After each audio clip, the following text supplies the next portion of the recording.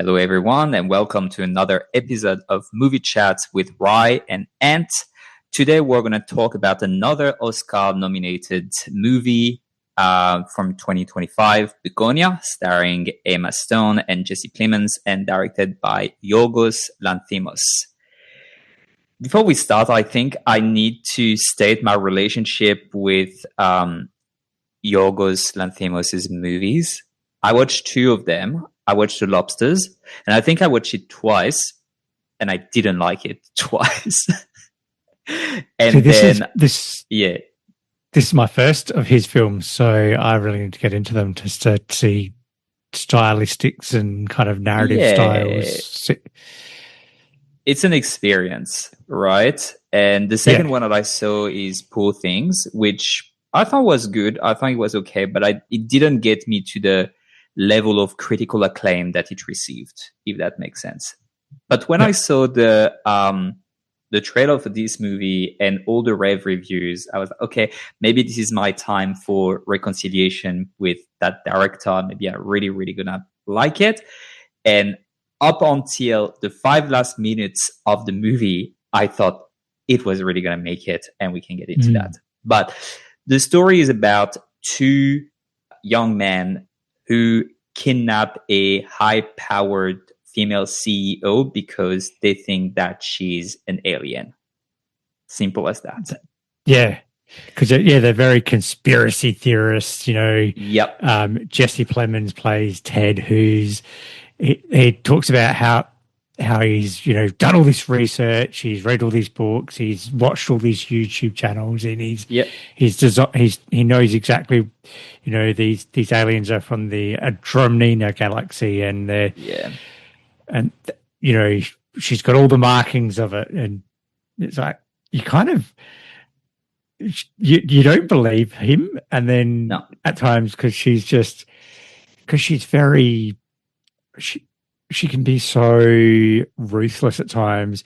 She's very confident in her kidnapping, where there's good banter. There's terrific banter and dialogue between the dialogues are awesome. Yeah.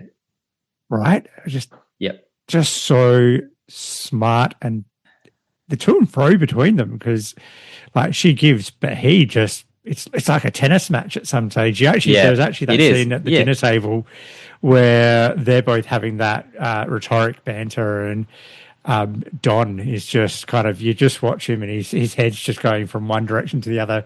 It's like it's a tennis match where it's just, he's just like bang, bang, and it's just like, they're just... It is, really. And this is why let's go into big spoilers. That's why I hated the ending. It really rubbed me the wrong way, because as you're watching the movie, it is very well written, and the way that they are going back and forth, and the way that she is the victim in there, as far as you know, she's just being kidnapped, and those two guys, especially him, because he really definitely has a grip on his kind of dim-witted cousin. I wrote it that he was the alpha and Don was the beta. Don's, obviously special needs, actually played by an actual neurodivergent actor as well. So the actor, Aidan Delbus, is neurodivergent himself. So I thought that was really good. Because I was wondering, he's doing a really good job. And then I watched some trailers. He's actually neurodivergent himself. So good. Well done to the cast and the creative team to hire someone on the spectrum. Actually cast somebody neurodivergent to play somebody neurodivergent. That's good, as the way it should be. But anyway, as you're watching the movie, there is no indication for a very, very long time that Teddy is in the right. You just think that he's bonkers. And it says a lot about conspiracy theorists, especially that when you're throwing things at them and when you're trying to counter them with logic, it just does not work, because they would just take some element to feed it into their narrative. They are just too far gone. And this is what I really like, because you can see that she's a high-powered CEO. She has to deal with very difficult situations and people. She wouldn't be in that position if she was not skilled at that. And she's trying to unravel it by the smart dialogue. and find somewhere to poke and to go. And she finds some ways. And that's what I really like, because it felt almost really real. And I was so engrossed. And there was no indication that Teddy could be right. And just the end. Yeah. Yeah, because she's been manipulating it. She's almost been manipulating it to her own advantage the entire time, which I thought there was one brilliantly written and brilliantly acted. Like, you can tell why Emma Stone and the director have made so many movies together. Like, they're a very good team. She's a very good actress. I didn't realize how good of an actress she was. But then, you get to that reveal. Let's spoil it here. She is an alien. Teddy was right. Alien. And she's not just the alien, but she's like the queen, basically. Yeah. Basically, Teddy was right all along. And it's not, I mean, I was dreading that it was going to be the ending because of the other movies of the director that I've seen, and why I did not really get into it, because it goes into absurd, but not in a way that speaks to me. I'm not going to say that it's bad, because obviously there is something that I don't get, because his movies just get rev reviews. Maybe it's just not for me. But even if it was just, let's say, so at the end when Teddy blows up and she's in the ambulance, she gets out of the ambulance, she goes back with the calculator to the cupboard to go to the mothership. If it was just something where you see her taking the calculator and going into the closet and then it stops, I could have digested that. But the fact that she actually goes into the mothership, there is no doubt that she is an alien, and they are wearing those very weird clothes.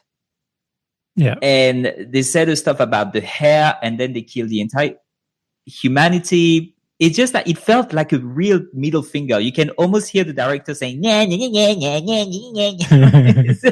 That's how it felt to me. I was like, my God, you just I hate you. Yeah. See, because I'm not traditionally a fan of absurdism myself. It's very rare for me to really like an absurdist movie, and I really liked this. And I get what you're saying. I think it would have maybe made the narrative better if it left it kind of open-ended, and she's run into the closet and then you see a flash and then it's gone to black, and then it's like, wait, was she an alien? Did she go? Exactly. Or maybe just the flash is actually end credits, so it's like, is she in shock and then she starts to believe it, or was she an alien all along? I would have liked that, leave it ambiguous, but here there is just no doubt. It's like, no, she was an alien, or it's almost, it negates whatever has been built in the movie. For me, it really didn't work. That leads me to a question I have for you. Okay. Can a movie be ruined by its ending? Oh, 100%. Yeah. I think I can't think of a movie off the top of my head right now, but I've done 600 reviews on my channel, my website. I'm sure that there's been at least half a dozen where I've just gone, if it ended 5 minutes earlier, this would have been a way better movie.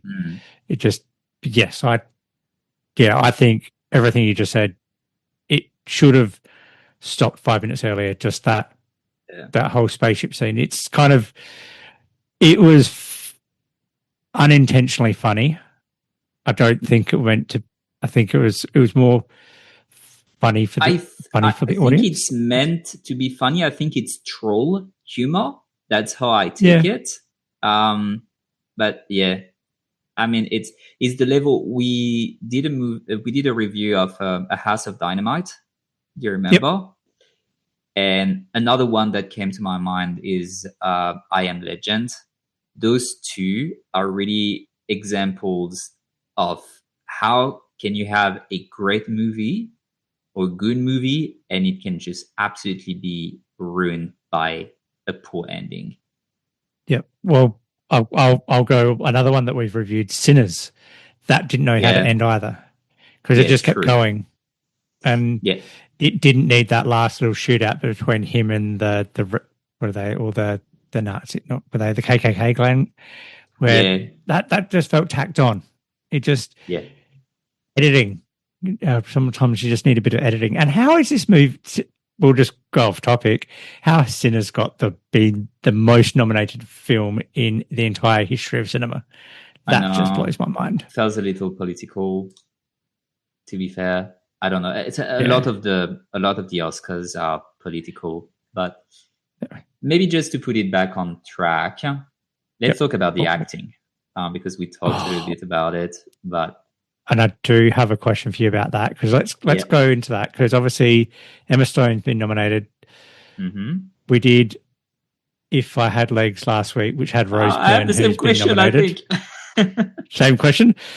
If you were to pick between the two, who would you give it? Is that the same question? That was the same question. Yeah. There you go. Between Rose Byrne and Emma Stone, I would pick Rose Byrne. I'd think Emma Stone. Really? I think it's just interesting. Yeah. I liked Rose Byrne. I think hers was more human. Her performance was more honest and human. It was what a real person's going through. Emma Stone's she's almost got that kind of alien-like. I don't mean to be offensive to her. They did make her up to be a bit more alien-like in this film. Yeah. And just her confidence in it as well, because she's it was I would say Emma Stone. That would be all right. Yeah, no, I would go with Rose Byrne just because of what you said, because I think it was a more human performance, and it touched me in a lot of ways, and that's what I really like. And I think there is something in this movie as well. Is Jesse Plemons nominated for this movie? No. Shockingly. No, my God. Shocking. Right. I actually think, okay, other question. Between Emma Stone and Jesse Plemons in this movie, which one do you think is playing the part the best? Oh, Jesse Plemons.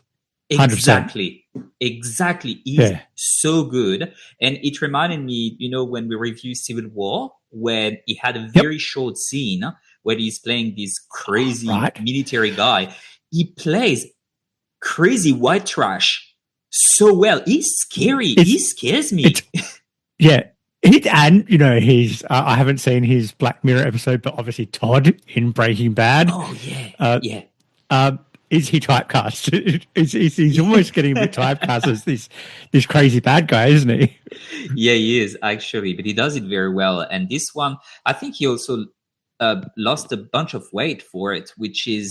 that's another thing I was going to say. Look how thin he looks. Look how great he looks. And he's 36, 37, and he's, riding bikes, and he's got these skinny little legs. I was thinking, wow, he looks really good. I'm going to go... go for it. Sorry. No, you go. I was going to change the subject, but we'll continue. Oh, just I just think that they were both so good. This movie is elevated by both the performances, but Emma Stone is nominated for the Oscar, and great. She's doing great. I thought that he was stealing all the scenes that he was in. Absolutely amazing. Yeah. Yeah, for sure. I'm going to go back to where we're talking about conspiracy theorists. It feels, and this is not a negative. This is more of a positive thing. It feels very American. Do you think that American conspiracy theorists, because neither of us are American, so I don't know, but do you think that's... I think in the current political climate, yes, there is certainly a lot more, I guess, disinformation or manipulation of news and to feed a narrative in the US, or at least this is how it appears from an Australian standpoint when we're looking at it from the outside.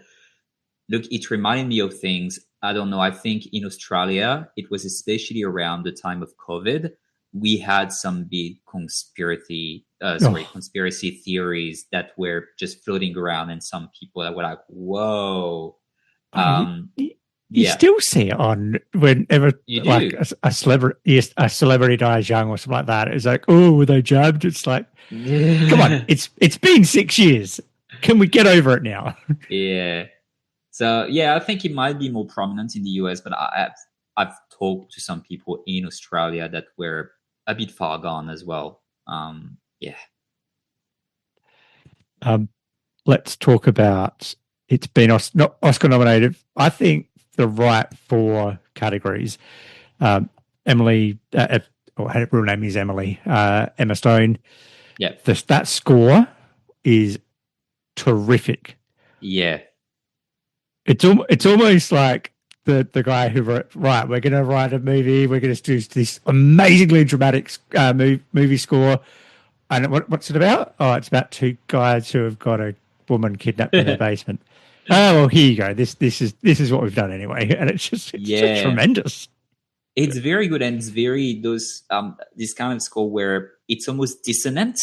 Like, it's not the airy-fairy music makes you feel good. It's like it's in your face, and it contributes to the tension and the ease that you have when watching the story unfolds. And it's also been nominated for Best Picture and Best Screenplay, adapted screenplay, which, fair. It's a brilliant screenplay. There's words in there that I didn't know how to pronounce, and obviously, which is interesting. Didn't know how to pronounce either. Exactly, for one of them, but he's got some very good vocabulary for someone who is supposed to be from a pretty uneducated background, or the educated in air quote because it's the internet education, I guess. He had some very good vocabulary. Right. Just one more thing I have to bring up, unless you've got anything else to bring up. No. It had everybody, mine as a 90s kid of the 90s, my crush in there. Alicia Silverstone was in it. So yeah, true. We don't see her that much anymore, unfortunately. No, she's only she picks her roles very, very selectively, I think. Good on her. Is there anything else you'd like to bring up? No, that was it.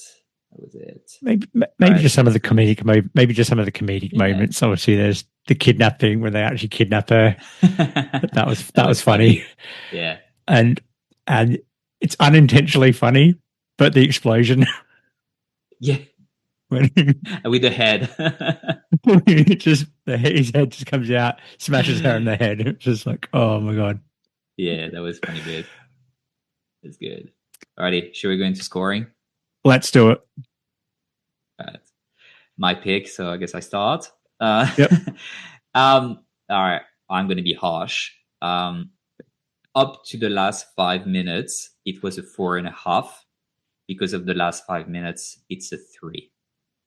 This is how much it ruined it, because the way that it was acted, the way that it was written, the way that the tension is built, I love this movie up to the last 5 minutes, and this ending absolutely ruined it for me. It can't just negate everything that is good and really suck me into it up to this point, but it had a very negative impact. So I give it a 3 out of 5. Yeah. It didn't do the ending didn't ruin it for me. I still quite liked it, so I'm going to give it a 4 out of 5. I thought it was very good. Yeah, well acted, well written. Loved that score. I'll have to start watching some more of this man's work, because this is his first movie I've watched. So I'll have to go back and watch some of his other works. Nice.